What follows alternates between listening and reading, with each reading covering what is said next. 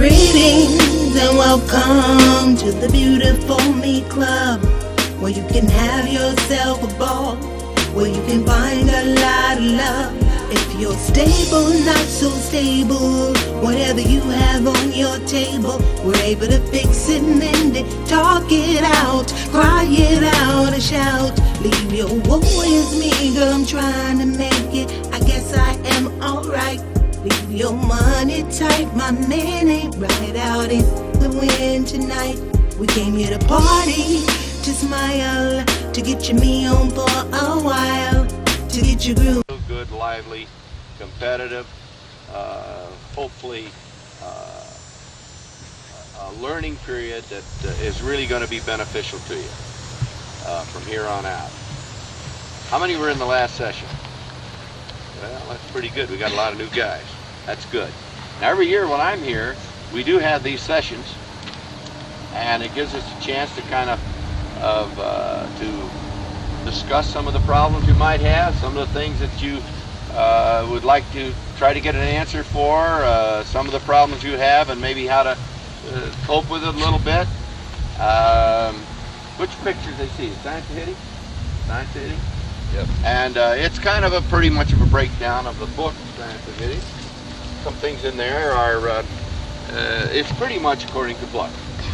And so I know sometimes you're a little bit hesitant at times to ask questions, but before I get into this, I'd like to say that all the coaches here, there's some new ones that I don't know very well, but I'll tell you, the bulk of our coaches here sincerely believe, that the theory of hitting as we approach it at this camp is the sound one.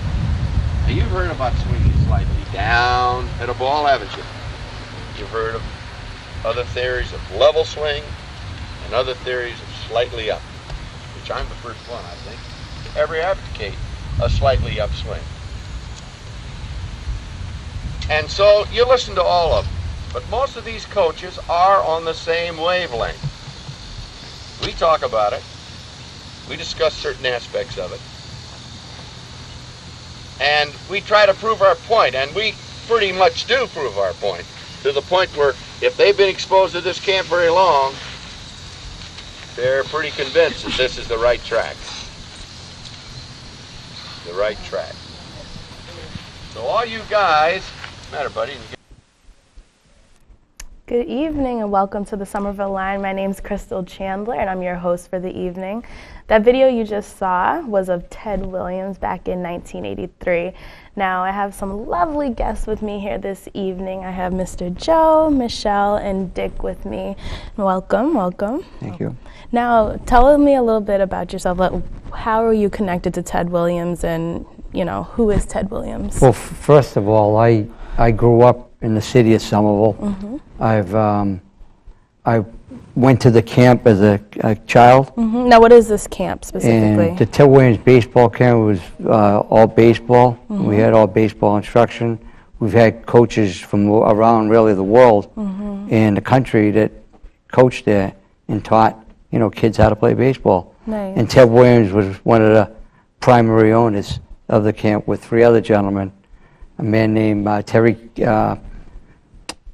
Cassidy, mm-hmm. Al Cassidy, Bernie Cassidy, Ted Williams. Mm-hmm. Those four people were the owners. Now, what was your experience like at this camp? Oh, the experience was great.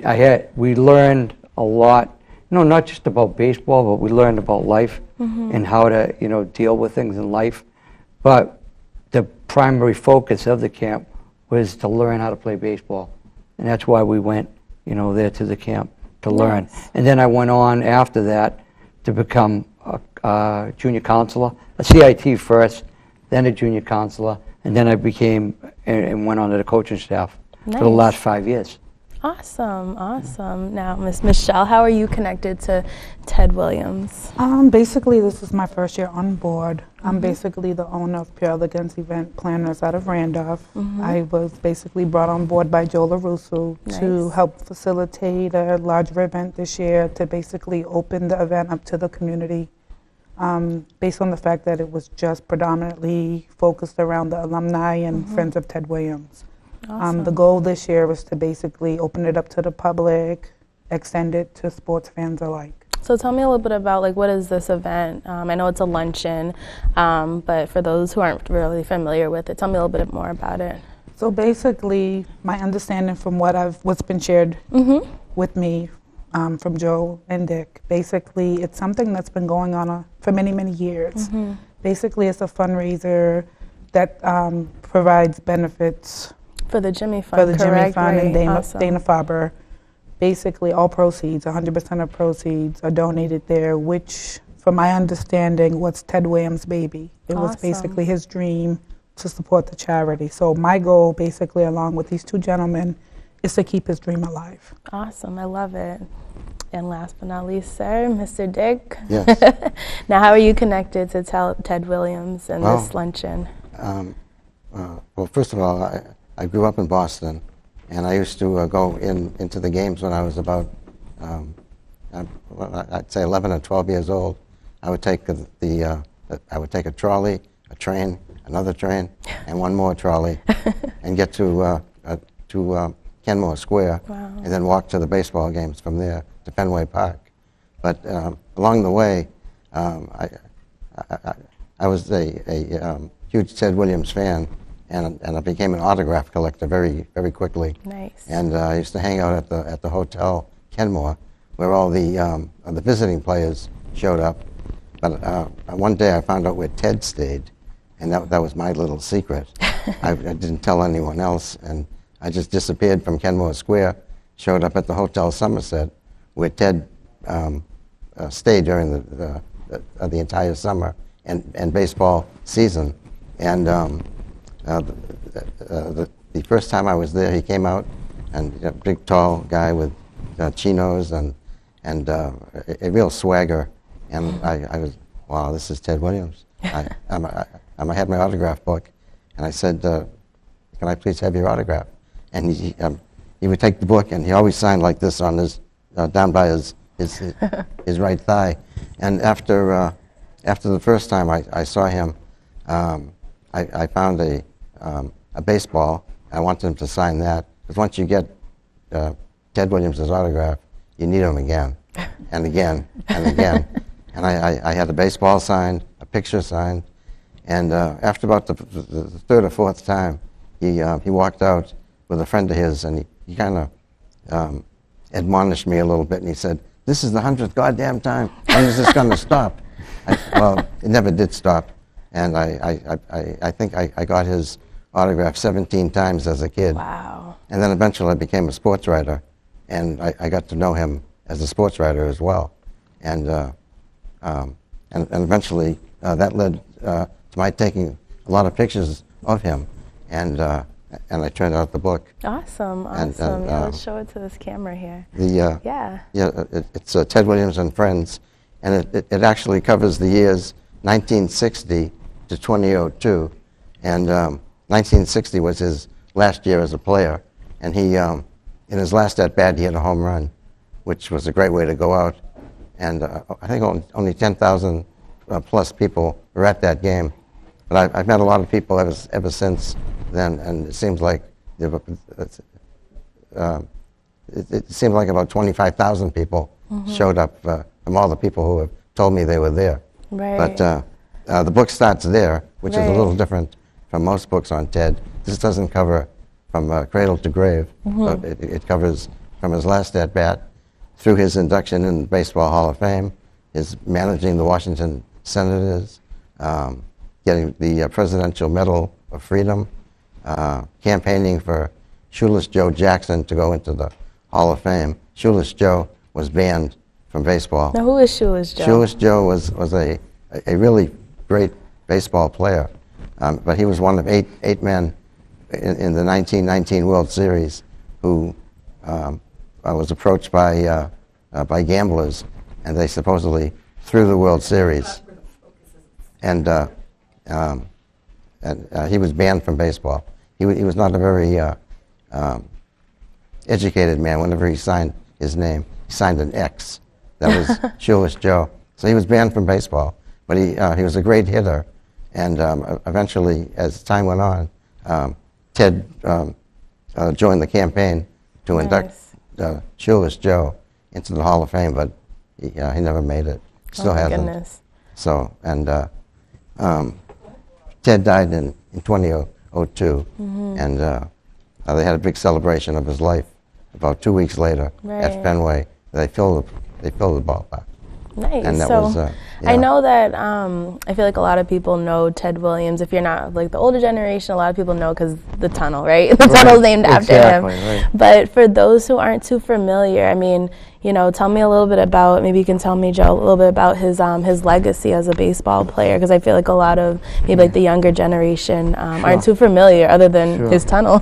Well, like Michelle was saying, he was one of the founding fathers of the Jimmy Fund, and that's why we're putting this event on. Nice. As far as a baseball person, he was probably the best, you know, if there ever was, and hitting was his forte. He could hit, and I remember the days, you know, when he came down to the camp, and he did instruction. He sat down with us on the bench. He'd be even at the batting cages, you know, with us, and I'll tell a little story. I remember to this day, I was probably about 18 years old at the time. I was hitting in the batting cage, and I was swinging, I was hitting it, I was swinging, I was missing, and all of a sudden, there was somebody standing behind me outside the cage. I look around, it's Ted Williams standing there, and he goes, "Come on out, okay, come on out of the cage, I want to show you something." And he showed me, and he told me, "Right here, I want you to swing. Not at my hand, but right here, level swing. Okay, my arm's level, and that's where I want you to swing. I want to swing level." Okay, and you know those memories and stories. I have a lot of them, and I'll give you another short one. Out in the, we were all in a dining hall where we'll be running our event at the function facility at the Ted Williams camp on July 16th. We were eating in the staff dining hall at the time, and Ted was in there. He was sitting in a corner of the mess hall. I was sitting in another corner. And I see him go out the door to play tennis. So, being 18 years old, I followed him out. I wanted to see him play tennis. He had a tennis racket, and he was a jokester in that with that tennis racket, it wasn't a tennis racket. It had to be like a racquetball racket, and even bigger. And I go over, and I'm watching him. He's hitting the ball back and forth with his partner.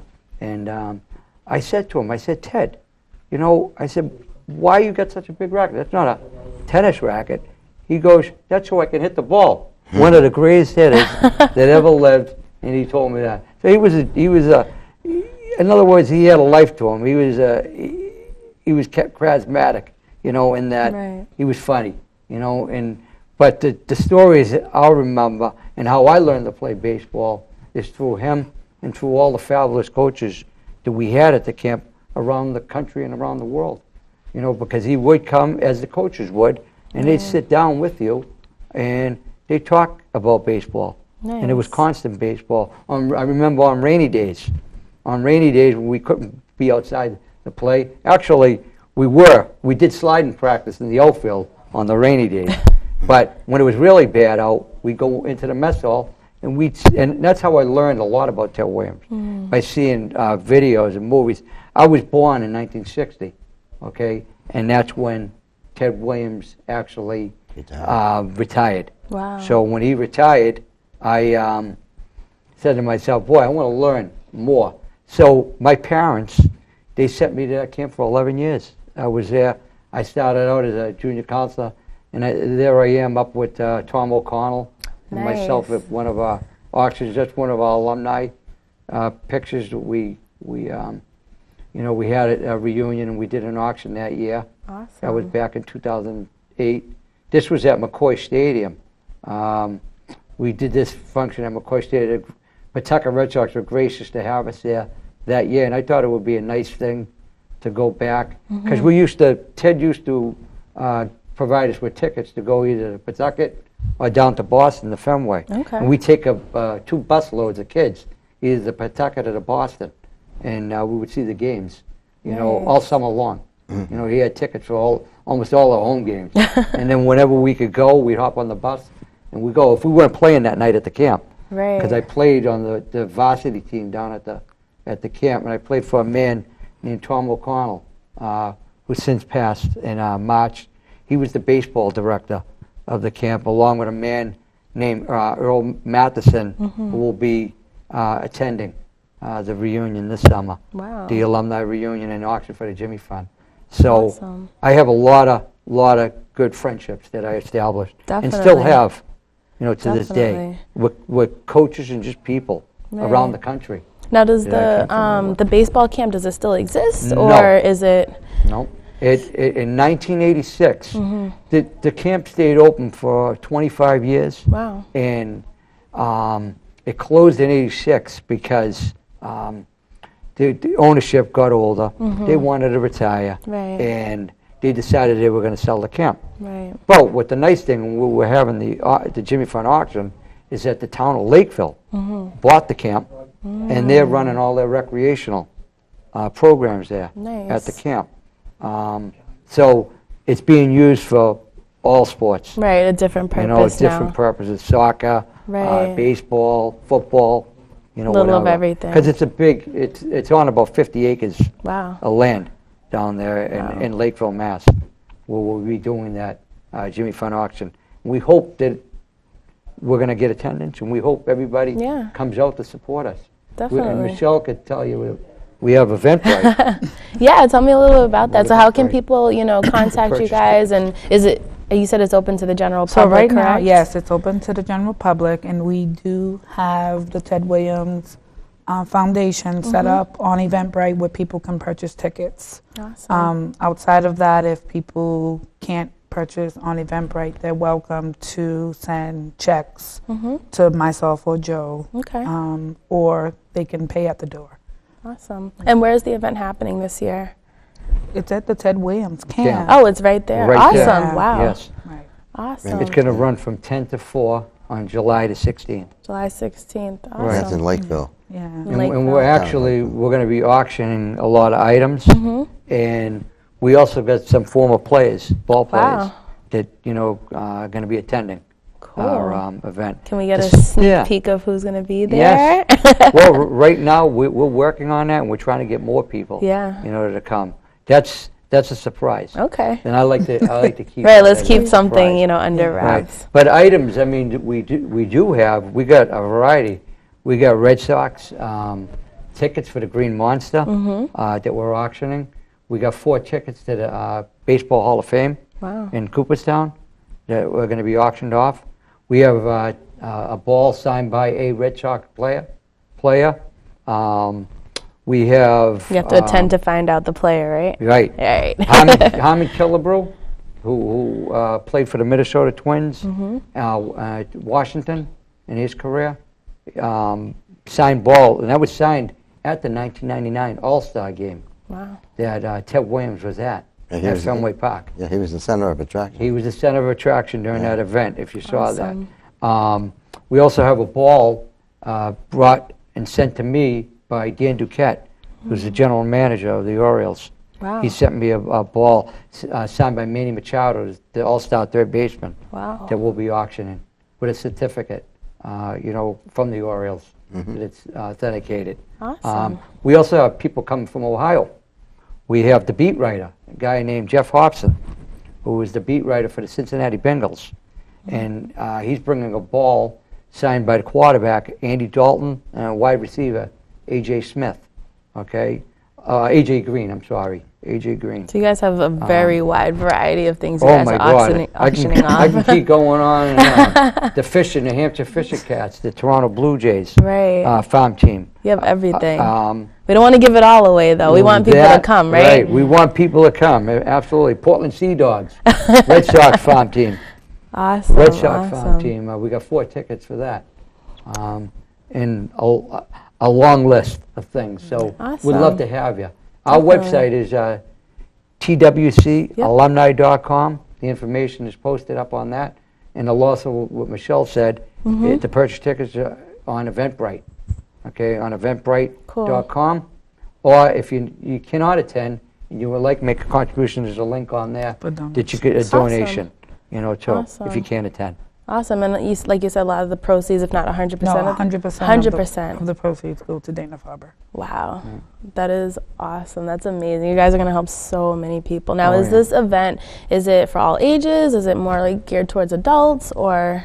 Well, I would say it's geared towards adults, but I mean, if somebody had a child that was interested in sports, I mean, I don't see why not. More the merrier. Right. Now, what's the luncheon, I guess, what's the program? You know, are we just coming up as a silent auction or, you know, is there going to be, I don't know, dancing, Live food, like, you know? There's definitely a luncheon, a variety of foods. There's the auction, there's meet and greet.